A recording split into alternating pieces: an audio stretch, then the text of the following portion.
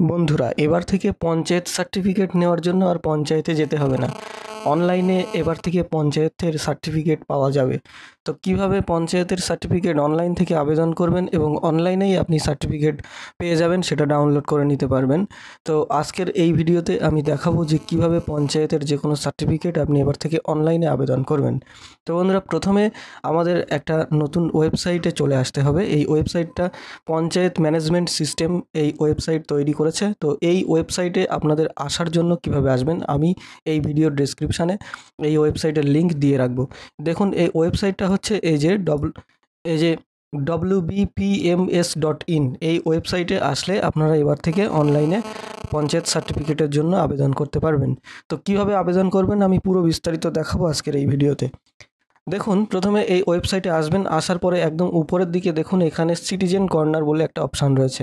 এই citizen corner অপশানে আপনারা প্রথমে ক্লিক করবেন। এখানে ক্লিক করার পরে দেখুন, এখানে পঞ্চায়েত থেকে যে ধরনের সার্টিফিকেটগুলো দেওয়া হয়, যেমন এখানে দেখুন residential certificate, character certificate, income certificate, same person certificate, distance certificate, caste certificate, অর্থাৎ এই 6 ধরনের সার্টিফিকেট আপনারা পঞ্চায়েত থেকে যেগুলো নিয়ে থাকেন সেগুলো এবার থেকে আপনারা সরাসরি বাড়িতে বসে কম্পিউটারে অনলাইনে আবেদন করেই এই সার্টিফিকেট পেয়ে যাবেন। তো এই সার্টিফিকেট আবেদন করার জন্য কী ডকুমেন্ট লাগবে, কীভাবে আবেদন করবেন সে বিষয়ে বিস্তারিত আমি আজকের এই ভিডিওতে দেখিয়ে দিচ্ছি। তো ভিডিওটি সম্পূর্ণ দেখতে থাকুন। দেখুন, এখানে বেশ কতকগুলো ডকুমেন্টের উল্লেখ করা রয়েছে।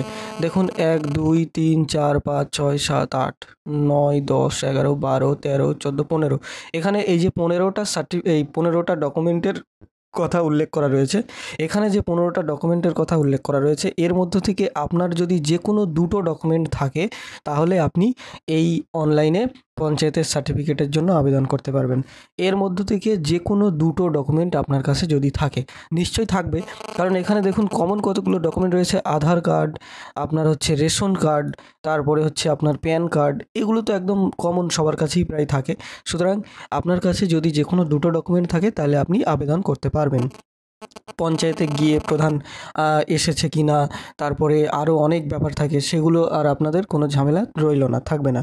তো এক্ষেত্রে কী ডকুমেন্ট লাগবে, এর মধ্য থেকে আপনার নিশ্চয়ই এখানে দেখতে পাচ্ছেন যতগুলো ডকুমেন্ট রয়েছে, এর মধ্যে থেকে যে কোনো 2টো লাগবে।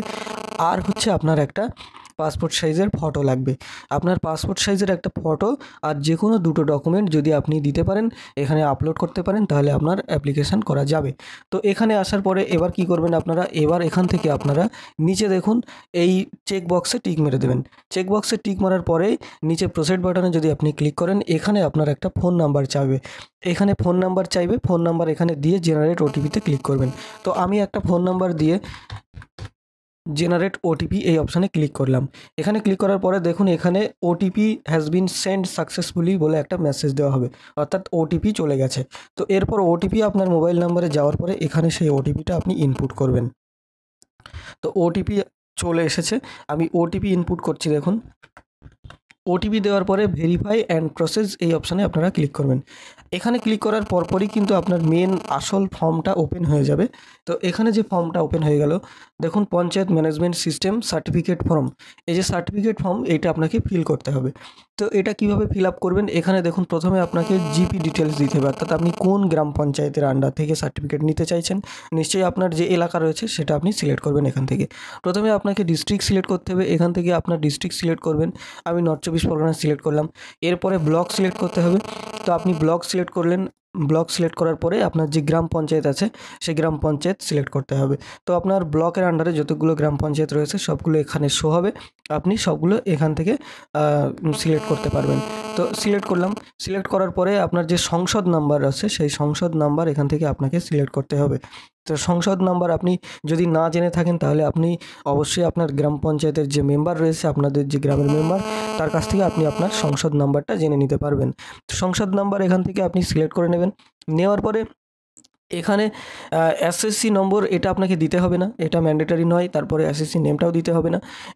রিলেশন উইথ অ্যাপ্লিকেন্ট এখানে আপনি যে আবেদন করছেন ফর্মটা, যার নামে আপনি সার্টিফিকেটটা নিতে চাইছেন তার সঙ্গে আপনার কি সম্পর্ক সেটা এখানে লিখতে হবে।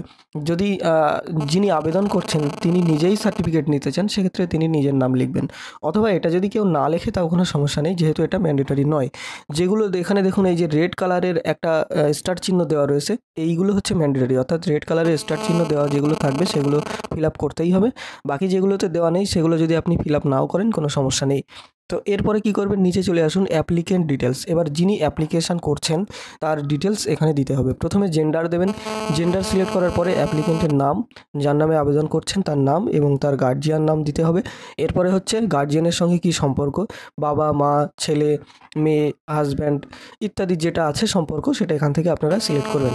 তো সিলেক্ট করার পরে কি করবেন, এরপরে হচ্ছে এখানে অ্যাড্রেস দিতে হবে, অর্থাৎ আপনার গ্রামের নাম দেবেন, গ্রামের নামটা শুধু দিলেই হবে। এরপরে হচ্ছে পোস্ট অফিস দেবেন, এখানে পুলিশ স্টেশন লিখবেন।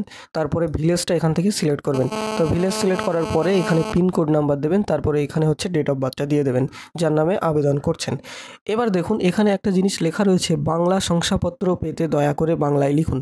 অর্থাৎ যদি আপনি শংসাপত্রটি, অর্থাৎ যে সার্টিফিকেটটি আপনি নিতে চাইছেন সেটা যদি আপনি বাংলায় লেখা নিতে চান, সেক্ষেত্রে কিন্তু অবশ্যই আপনাকে বাংলা ফর্মটা এখানে ফিল আপ করতে হবে, বাংলায় লেখাটা। তো এখানে আপনারা বাংলায় কীভাবে লিখবেন, বাংলায় লেখার জন্য আপনারা কম্পিউটারে অভ্র কিবোর্ড ইনস্টল করে নিতে পারেন, আর যদি ইনস্টল থাকে তাহলে তো কোনো সমস্যা নেই। অভ্র কিবোর্ড নিশ্চয়ই এরকম হয়, আপনারা জানেন। আমি অভ্র কিবোর্ডটা এই যে অন করে নিলাম। অন করে নেওয়ার পরে দেখুন উপরে স্ক্রিনের উপরে অভ্র কিবোর্ডের এই যে সেটিংসগুলো চলে আসবে। এখানে আসার পরে কি করবেন, এখানে আপনি কি করবেন, এই যে ইংলিশ লেখা আছে এখানে ক্লিক করলে আপনার বাংলা হয়ে যাবে।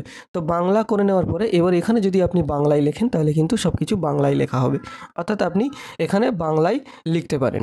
তো বাংলায় লেখার পরে আপনার কমপ্লিট হয়ে গেল। আমি অভ্র কিবোর্ডটা এক্সিট করে দিচ্ছি। আমি সবগুলো লিখে দেখাচ্ছি না, কারণ ভিডিওটা অনেক লং হয়ে যাবে, সেই জন্য আমি সবগুলো লিখে দেখাচ্ছি না। তো যাই হোক, এই যে ফর্মটা সম্পূর্ণ ফিল আপ করার পরে এরপরে আপনারা কী করবেন, ডান দিকের অংশে চলে আসবেন। ডান দিকের অংশে আসার পরে দেখুন এখানে পরপর 6টা সার্টিফিকেটের নাম লেখা রয়েছে। এই 6টা সার্টিফিকেটের মধ্যে থেকে আপনি কোনটা নিতে চান সেটা এখান থেকে আপনাকে সিলেক্ট করতে হবে, অর্থাৎ সেই বক্সে আপনাকে টিক চিহ্ন দিতে হবে। অটোমেটিক্যালি এখানে রেসিডেন্সিয়াল সার্টিফিকেট বক্সে কিন্তু ঠিক মারাই রয়েছে। তো আপনি চাইলে রেসিডেন্সিয়াল সার্টিফিকেট যদি না নিয়ে ইনকাম সার্টিফিকেট নিতে চান, সেক্ষেত্রে আপনি ইনকাম সার্টিফিকেটে ঠিক মারবেন। রেসিডেন্সিয়ালটা কমন থাকবেই, ওটা রয়েছে। তো যাই হোক, ইনকাম আর রেসিডেন্সিয়াল সার্টিফিকেট যেহেতু এখন একটা প্যাডই হয়ে থাকে, সেই কারণে দুটো একসঙ্গেই হয়ে গেছে। তো এছাড়াও আপনি চাইলে একাধিক সার্টিফিকেটের জন্য একসঙ্গে আবেদন করতে পারেন। আপনি ক্যারেক্টার সার্টিফিকেট নিতে পারেন, ডিস্টেন্স সার্টিফিকেট নিতে পারেন, সেম পার্সন সার্টিফিকেট নিতে পারেন, কাস্ট সার্টিফিকেট নিতে পারেন। সবগুলো চাইলে আপনি একসঙ্গে আবেদন করতে পারেন। তো সবগুলোর দরকার নেই, আমি শুধুমাত্র ধরুন রেসিডেন্সিয়াল ওর ইনকাম সার্টিফিকেট এই দুটো আমি নিতে চাই। তো সেই কারণে আমি এই দুটোতে টিক মেরে রাখলাম।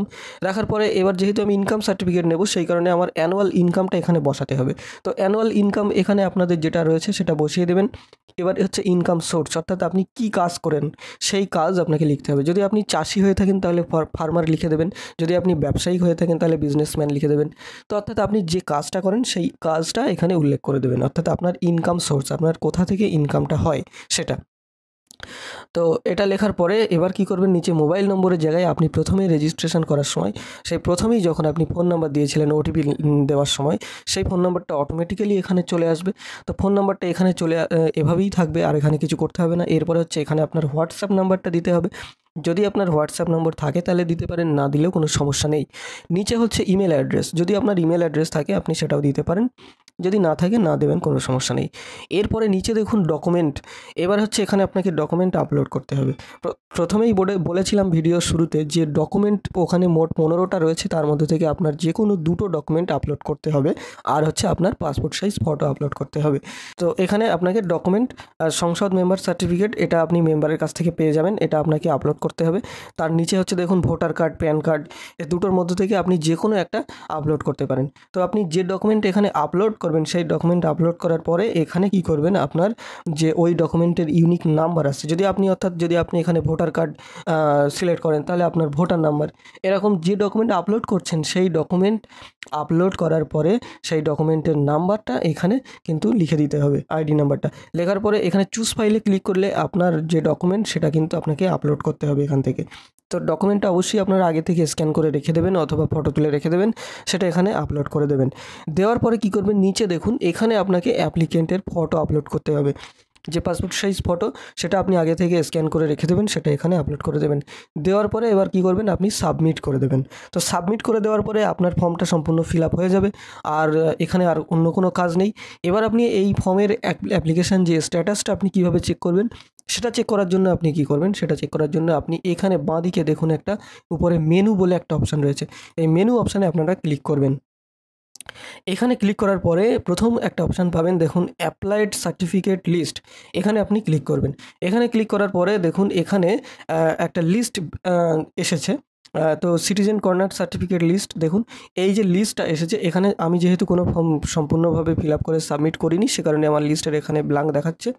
তো আপনি যখন কোনো ফর্ম সম্পূর্ণভাবে ফিল আপ করে সাবমিট করবেন তখন আপনার সেগুলো এখানে দেখাবে। দেখুন সার্টিফিকেট টাইপ, এখানে আপনি কী সার্টিফিকেট নেওয়ার জন্য আবেদন করেছেন সেটা লেখা থাকবে, অ্যাপ্লিকেন্ট নেম, যার নামে আবেদন করেছেন তার নাম, ক্রিয়েট ডেট, কবে আপনি অ্যাপ্লিকেশন করেছেন সেই ডেটটা লেখা থাকবে।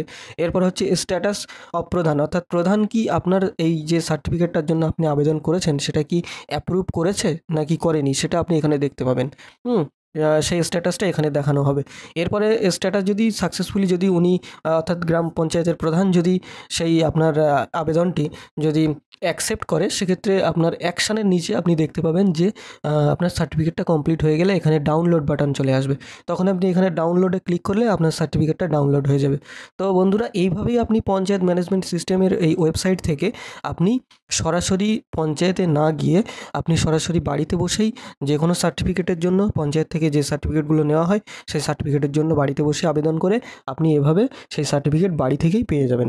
তো নতুন কোনো আবার অ্যাপ্লিকেশান করার জন্য আপনি অ্যাপ্লাই সার্টিফিকেট এই অপশানে ক্লিক করলে আবার পুনরায় সেই ফর্মটা ওপেন হবে এবং আপনি আবার পুনরায় নতুন কোনো সার্টিফিকেটের জন্য আবেদন করতে পারবেন।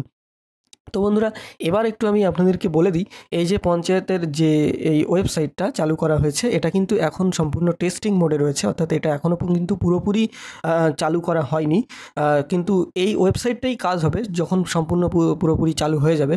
তো দেখুন এখানে সিটিজেন কর্নারে যখন আমি আসছি, এখানে কিন্তু পরিষ্কার উপরে বড় করে লাল কালি দিয়ে লেখাই রয়েছে this is a testing site, অর্থাৎ এটা একটা টেস্ট চলছে এখন এই ওয়েবসাইটটা, actual site will be launched, অর্থাৎ অ্যাকচুয়াল সাইটটা মানে এখনও রিলিজ হয়নি, রিলিজ হবে খুব শিগগিরই। তো যদি রিলিজ যখন হয়ে যাবে তখন আপনারা ঠিক এইভাবেই এই ডেমো সাইটটা, যেটা আমি এখন সম্পূর্ণ দেখালাম ভিডিওতে, এভাবেই আপনারা আবেদন করতে পারবেন তখন। তো নিশ্চয়ই আপনারা, ভিডিওটা অনেক লং হয়ে যাচ্ছে তো আমি আর বড় করতে চাই না। যখন অ্যাকচুয়াল সাইট অর্থাৎ যখন পুরো অরিজিনালি কাজ শুরু করবে ওয়েবসাইটটা, তখন আমি আবার ফের ভিডিও দিয়ে আপনাদেরকে আপডেট জানিয়ে দেবো। তো আজকের এই আপডেটটি দেওয়ার জন্য আপনাদেরকে ভিডিওটা দিয়েছি। তো ভিডিওটা অবশ্যই শেয়ার করবেন। ধন্যবাদ।